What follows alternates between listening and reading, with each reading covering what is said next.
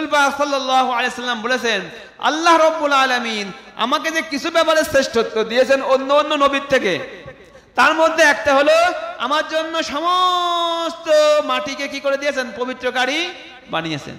সমস্ত মাটিকে আমার জন্য মসজিদ বানিয়ে দিয়েছেন। অর্থাৎ মাটি দ্বারাও আপনি কি করতে পারবেন? পবিত্রতা অর্জন করতে পারবেন। তো মাটি দ্বারা পবিত্রতা অর্জন করার অর্থ হলো আপনি তায়াম্মুম করে নামাজ কালাম পড়তে পারবেন।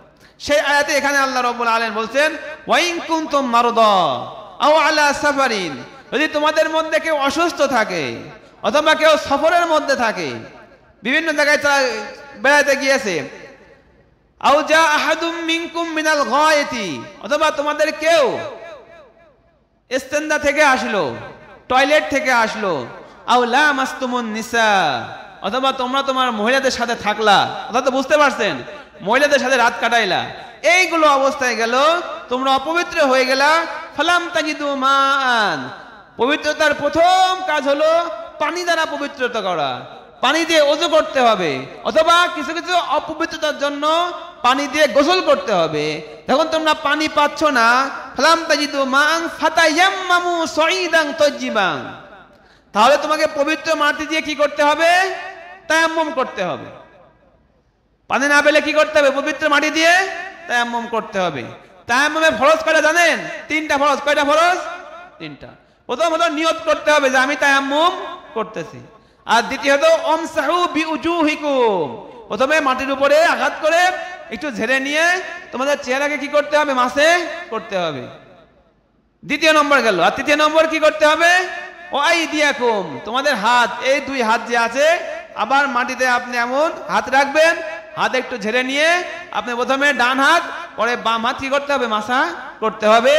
যদি আপনি পানি না পান, এখন আপনার নামাজ পড়ার দরকার, সেই অবস্থায় আপনি পবিত্র মাটিতে কি করতে পারবেন? তায়াম্মুম করতে পারবেন।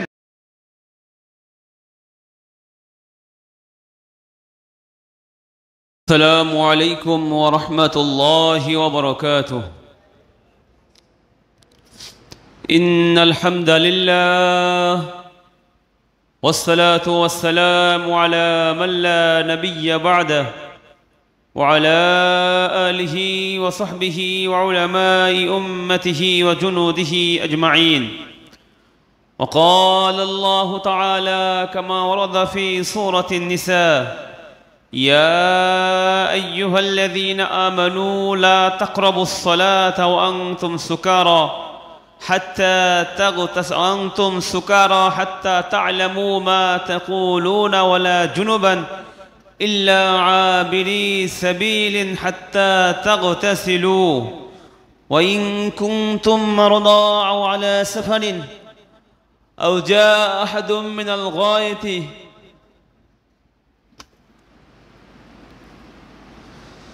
فلم تجدوا أو لامستم النساء فلم تجدوا ماء فتيمموا صعيدا طيبا فامسحوا بوجوهكم وأيديكم إن الله كان عفوا غفورا. رب اشرح لي صدري ويسر لي أمري واحلل عقدة من لساني يفقه قولي. اللهم نور قلوبنا بالقرآن وزين أخلاقنا بالقرآن ونجنا من النار بالقرآن وأدخلنا الجنة بالقرآن. اللهم ألهمنا رشدنا وأعذنا من شرور أنفسنا. اللهم أرنا الحق حقا وارزقنا اتباعه وأرنا الباطل باطلا وارزقنا اجتنابه. اللهم ربنا وفقنا لما تحب وترضى. آمين يا رب العالمين.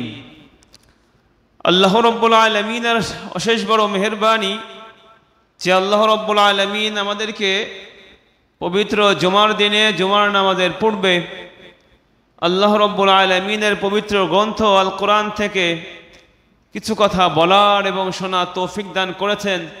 এজন্য আমরা সকলেই দিল থেকে শুকরিয়া আদায় করি, আলহামদুলিল্লাহ। সম্মানিত মুসল্লি کرام, আপনারা সবাই অবগত আছেন যে আমরা সূরা আন-নিসা এর ধারাবাহিক তাফসীরের মধ্যে আছি। ইতিমধ্যেই আমরা সূরা আন-নিসার 42টি আয়াতের তাফসীর আমরা শিখেছি, যেখানে আমরা আমাদের মা বোন রিলেটেড যে ইসলামী রাষ্ট্রীয় বিভিন্ন নীতি রয়েছে, কানুন রয়েছে, সেগুলো আমরা শিখেছি। এবং তারপরে আল্লাহ রাব্বুল আলামিন সামাজিক কিছু বিষয়কে আমাদের সাথে জুড়ে দিয়েছেন, এটা আল্লাহ রাব্বুল আলামিন ইহসানের সাথে রেখেছেন। এটা ওয়াজিব করেন নাই, ফরজ করেন নাই, কিন্তু ইহসানের সাথে রেখে দিয়েছেন। সেগুলো কি ছিল?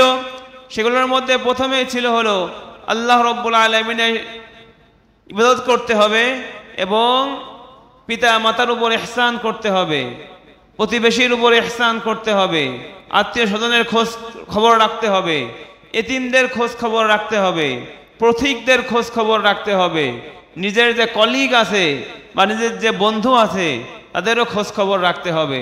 এটা আল্লাহ রাব্বুল আলামিন আমাদেরকে শিখিয়ে দিয়েছেন এবং বলেছেন আল্লাহ রাব্বুল আলামিন তোমাদেরকে যে নিয়ামত দেওয়া হয়েছে এইগুলো যেন তোমরা চুপিয়ে দিও না, গোপন করে দিও না।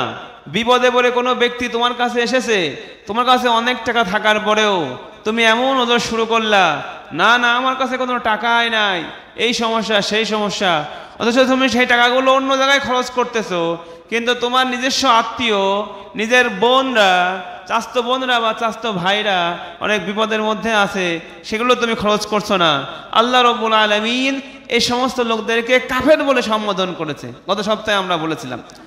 তা আজকে যে সপ্তাহ, আজকে আমাদের যে রুকু শুরু হবে, এখন থেকে আমাদের যে গতানুগতিক তাফসীর যে করছিলাম তার থেকে কিছুটা ভিন্নতা চলে আসবে। এখন আবার এতদিন ছিলাম আমরা আমাদের পারিবারিক কেন্দ্রিক, আমাদের মা বোন কেন্দ্রিক ছিলাম, সামাজিক কেন্দ্রিক ছিলাম। এখন আল্লাহ রাব্বুল আলামিন আনবেন সেটা হলো আমরা আবার চলে যাব কিছুটা রাজনৈতিক দিক দিয়ে, রাজনীতির মধ্যে আবার আমাদের চলে যেতে হবে। এখানে আল্লাহ রাব্বুল আলামিন বিভিন্ন আহলে কিতাব, বিভিন্ন মুশরিক এবং সবথেকে বড় কথা মুনাফিকদের ব্যাপারে সামনে আল্লাহ রাব্বুল আলামিন আলোচনা করবেন। খুব গুরুত্বপূর্ণ আলোচনা আসবে এবং ইসলামী রিয়াসতের, ইসলামী বিশ্বের, ইসলামী রাষ্ট্রের যে মূল নীতিগুলো হওয়ার দরকার সেইগুলো আলোচনা আসবে। কিন্তু আজকে যে শুরুটা হবে, যে নতুন রুকু আমরা শুরু করতে যাচ্ছি, 5 নম্বর রুকু, তার শুরুতে আল্লাহ রাব্বুল আলামিন আমাদেরকে বর্তমান সমাজে আমাদের নওজওয়ানরা, আমাদের ইয়াং জেনারেশন যারা আছে, তারা যে নিশার মধ্যে চলে যাচ্ছে, তারা যে মানে নিজেকে তো ধ্বংস করছেই করছে, সাথে সাথে তার পরিবারকে, সমাজকে যে ধ্বংস করে ফেলছে, সেইগুলোর ব্যাপারে আজকে এখানে আলোচনা আল্লাহ রাব্বুল আলামিন করবেন। পৃথিবীর মধ্যে অনেক ধরনের নেশা রয়েছে। এর মধ্যে যে নেশা বলতে আমরা বুঝি যে তারা বিভিন্ন ধরনের ধূমপান খায়, বিভিন্ন ধরনের নেশা করে। এর মধ্যে কিছু তরল নেশা রয়েছে, যেগুলো অ্যালকোহল এবং বিভিন্ন বিদেশি মদ হইতে পারে, হুইস্কি হইতে পারে, বিভিন্ন বৈদেশিক ব্র্যান্ড হইতে পারে, আমাদের দেশীয় বিভিন্ন বাংলা মদ হইতে পারে, গাঞ্জা হইতে পারে। তো বিভিন্ন রকমের শ্রেণী রয়েছে নেশার মধ্যে। আরও কিছু নেশা আছে, সেগুলো টাকার নেশা। সাধারণত নেশা বলতে আমরা এগুলো বুঝি যেগুলো গাঁজার নেশা, বিভিন্ন রকমের মদের নেশা, বাংলার নেশা, কিন্তু টাকার নেশা এগুলোকে আমরা নেশা হিসাবে কম ধরি। তো টাকার নেশাও একটা বড় নেশা, দুনিয়ার নেশাও একটা বড় নেশা। যাই হোক, এখানে যেটা আসবে সেটা হলো নেশাকে যে আল্লাহ রাব্বুল আলামিন হারাম করেছেন তার যে দ্বিতীয় ধাপ, সেই ব্যাপারে আল্লাহ রাব্বুল আলামিন এখানে বলবেন। এটা কি বলবেন? ইয়া আইয়ুহাল্লাযীনা আমানু, হে ঈমানদারগণ, লা তাকরাবুস সালাতা, তোমরা নামাজের কাছে যাবা না, নামাজে দাঁড়াবা না, নামাজ পড়ার ইচ্ছা করবা না। অনেকে আবার এই আয়াত দিয়ে দলিল দেয়, ওই বিভিন্ন মাজারে থাকে না, বড় বড় চুল, নামাজ একক্ত পড়ে না, এতটুকু বলে যে তোমরা নামাজ পড়া যাবে না, আল্লাহ কোরআনে নিষেধ করছে। এই আয়াত পড়ে ইয়া আইয়ুহাল্লাযীনা আমানু লা তাকরাবুস সালাহ, নামাজের কাছে কি করা যাবে না, যাওয়া যাবে না। কিন্তু তারপরে বলে না ওয়ান্তুম সুকারা, ওই সময় পর্যন্ত যাওয়া যাবে না যতক্ষণ পর্যন্ত তোমরা নেশাগ্রস্ত অবস্থায় রয়েছো, নেশার মধ্যে রয়েছো, মাতালি অবস্থায় আছো, তুমি নামাজ পড়তেছো, এটা করা যাবে না। এখন আবার আপনারা বলবেন যে হুজুর তাহলে কি নেশা খাওয়া যাবে? যে মাতাল হইলাম কিন্তু নামাজ পড়তে গেলাম না, নেশা খাইলাম, পরবর্তী মাতলামে চলে গেল, নেশা কেটে গেল, তখন যাই নামাজ পড়বো, তাহলে কি সেটা হবে? না না, সেটাও হবে না। কারণ এটা বললাম কখন, নেশা হারামের যে মিডিল পজিশন, সেখানে আল্লাহ রাব্বুল আলামিন এইভাবে বলতেছেন যে তোমরা নেশাগ্রস্ত অবস্থায় নামাজের কাছে যাওয়া যাবে না। কিছু সাহাবা এক জায়গায় দাওয়াত খেতে গিয়েছেন, দাওয়াত খাইতে যাওয়ার পরে সে দাওয়াতটা শেষ হওয়ার পরে তারা কিছু মদ পান করেছিলেন, এই আয়াতের কথা বলতেছি। মদ পান করার পরে ঈশান নামাজের সময় হয়েছে, এখন ঈশান নামাজের মধ্যে দাঁড়িয়েছে। ঈশান নামাজে দাঁড়ানোর পরে একজন ইমামতি করতেছে, পিছে কয়েকজন তার মুক্তাদি। ইমামতির মধ্যে সে নিয়ত বাঁধছে, নিয়ত বাঁধার পরে সূরা ফাতিহার পরে সূরা কাফিরুন তেলাওয়াত করতেছে। তো কাফিরুনের মধ্যে কি তেলাওয়াত করছে? কুল ইয়া আইয়ুহাল কাফিরুন লা আ'বুদু মা তা'বুদুন। অর্থ হলো আমি ইবাদত করি না ওই সমস্ত মূর্তির, যে সমস্ত মূর্তির তোমরা ইবাদত করো। এখন যেহেতু উনি নিশার মধ্যে ছিলেন, উনি নিশার ঘরে পড়ে ফেলেছেন নাহনু না'বুদু মা তা'বুদু, আমরাও ইবাদত করি ওই সমস্ত মূর্তির যেগুলোর ইবাদত তোমরা করো। নামাজের মধ্যে এই ভুল পড়ার কারণ কি? তিনি নিশাগ্রস্ত অবস্থায় ছিলেন। তো তখন এই আয়াত নাযিল হয়, হে ঈমানদারগণ, তোমরা নামাজের কাছেও যাবে না ওয়ান্তুম সুকারা, এমন অবস্থায় যে তোমরা নেশাগ্রস্ত আছো। তো আল্লাহ রাব্বুল আলামিন কিভাবে মদ থেকে সরাচ্ছেন আস্তে আস্তে দেখেন মুমিনদেরকে। যদি একবারে তো নিষেধ করে দেয়া হয় তাহলে সমস্যা হবে, এজন্য আল্লাহ বললেন নামাজের সময় কি করা যাবে না, মদ খাওয়া যাবে না।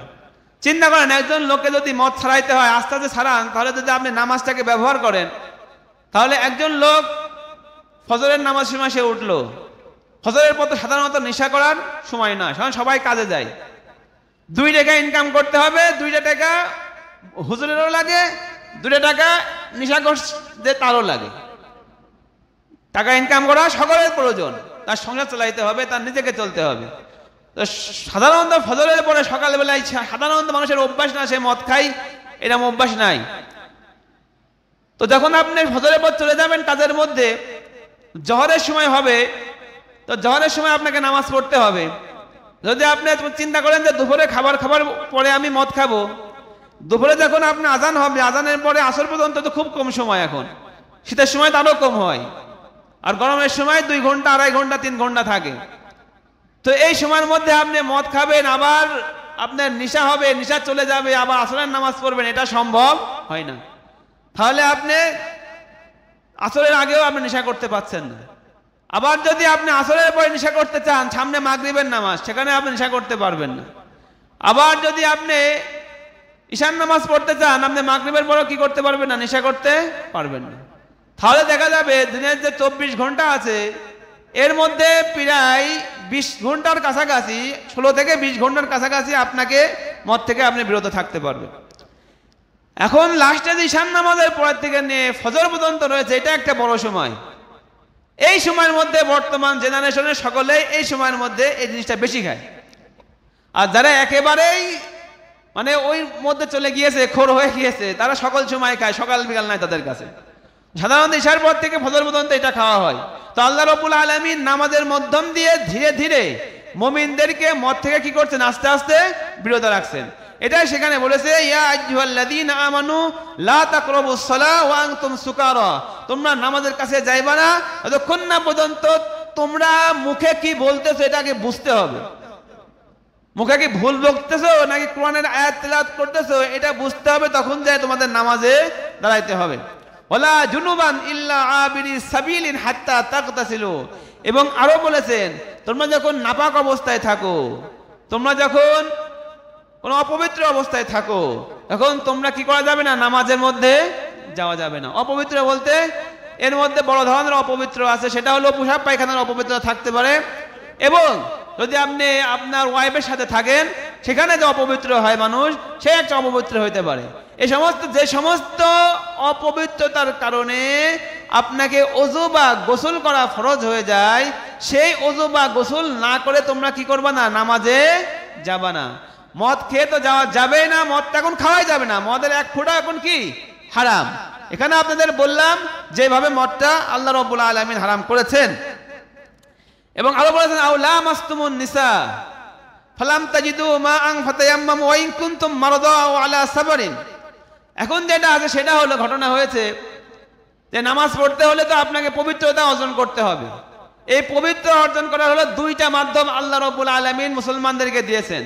একটা মাধ্যম হলো পানি, পানির দ্বারা আমরা সকলে পবিত্র হইতে পারি, নিজেকে পবিত্র করতে পারি।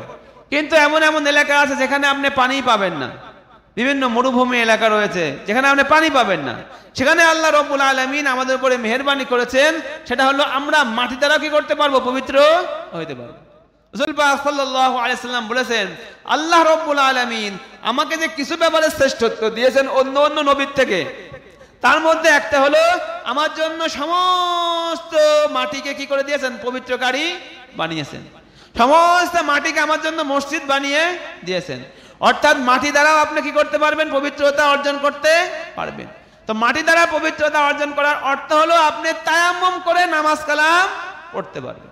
সেই আয়াতে এখানে আল্লাহ রাব্বুল আলামিন বলছেন, ওয়া ইন কুনতুম মারদা আও আলা সাফারিন, যদি তোমাদের মধ্যে কেউ অসুস্থ থাকে অথবা কেউ সফরের মধ্যে থাকে, বিভিন্ন জায়গায় বেড়াতে গিয়েছে, আও জা আহাদুম মিনকুম মিনাল গায়তি, অথবা তোমাদের কেউ ইস্তেনজা থেকে আসলো, টয়লেট থেকে আসলো, আও লামাসতুমুন নিসা, অথবা তোমরা তোমার মহিলাদের সাথে থাকলা, অর্থাৎ বুঝতে পারছেন মহিলাদের সাথে রাত কাটাইলা, এইগুলো অবস্থায় গেল তোমরা অপবিত্র হয়ে গেলা, ফালাম তাজিদু মান, পবিত্রতার প্রথম কাজ হলো পানি দ্বারা পবিত্রতা করা, পানি দিয়ে ওযু করতে হবে, অথবা কিছু কিছু অপবিত্রতার জন্য পানি দিয়ে গোসল করতে হবে।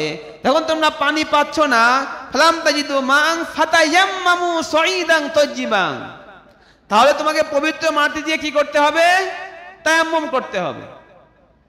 পানি না পেলে কি করতে হবে, পবিত্র মাটি দিয়ে তায়াম্মুম করতে হবে। তায়াম্মুমের ফরজ কয়টা জানেন, তিনটা ফরজ। কয়টা ফরজ, তিনটা। প্রথম হলো নিয়ত করতে হবে যে আমি তায়াম্মুম করতেছি, আর দ্বিতীয়ত আমসাহু বিউজুহিকুম, প্রথমে মাটির উপরে আঘাত করে একটু ঝেড়ে নিয়ে তোমাদের চেহারাকে কি করতে হবে, মাসে করতে হবে, দ্বিতীয় নম্বর গেল। আর তৃতীয় নম্বর কি করতে হবে, ও আইদিয়াকুম, তোমাদের হাত, এই দুই হাত যে আছে, আবার মাটিতে আপনি এমন হাত রাখবেন, হাত একটু ঝেড়ে নিয়ে আপনি প্রথমে ডান হাত, পরে বাম হাত কি করতে হবে, মাসা করতে হবে। যদি আপনি পানি না পান, এখন আপনার নামাজ পড়ার দরকার, সেই অবস্থায় আপনি পবিত্র মাটিতে কি করতে পারবেন, তায়াম্মুম করতে পারবেন। ইন্নাল্লাহা কানা আফুওয়ান গফুরা, নিশ্চয় আল্লাহ রাব্বুল আলামিন তোমাদের উপরে সহনশীল এবং ক্ষমাশীল। আপনি পানি পাইলেন না, এজন্য আপনি মাটি দ্বারা পবিত্র করলেন, এজন্য আল্লাহ রাব্বুল আলামিন আপনাকে কি করবে, গুনাহকে মাফ করে দেবেন এবং আপনাকে পরিপূর্ণ সওয়াব দান করবেন।